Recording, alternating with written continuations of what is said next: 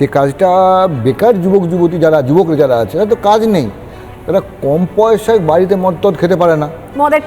মদের ঠেকটা কাজে লাগে না, এটা বলা যাবে না। এটা বড় কথা বলছো তুমি, মানে সরকারি এই অ্যাসেটগুলো যেগুলো হচ্ছে সেগুলো জাস্ট মানে এরকম ঝুল পড়ে থাকছে বা মদের থেকে পরিণত হচ্ছে। ঘরে সারাদিন গঞ্জনা, বাবা মা বলছে ছেলেটা কিছু করে না, এমএ পাস করালাম, বিএ পাস করালাম, আমরা বুড়ো হয়ে গেছি, টাকা নিয়ে আয়।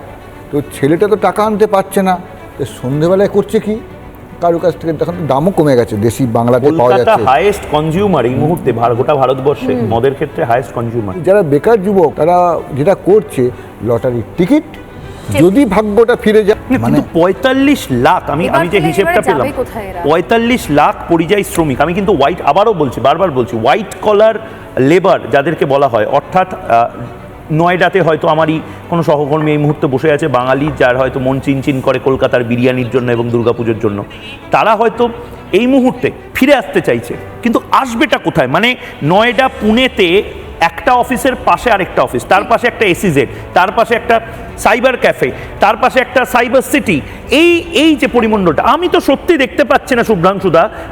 বাঁকুড়া, বিষ্ণুপুর, ঝাড়গ্রাম, বেলপাহাড়ি, এই সমস্ত অঞ্চলে কেন, আমি ধরে নিলাম ওখানকার, তুমি আরো ভালো বলতে পারবে, ফসল ইত্যাদি হয়তো একটু কম হয়, কিন্তু সেখানে আইটি সেক্টর কেন হবে না?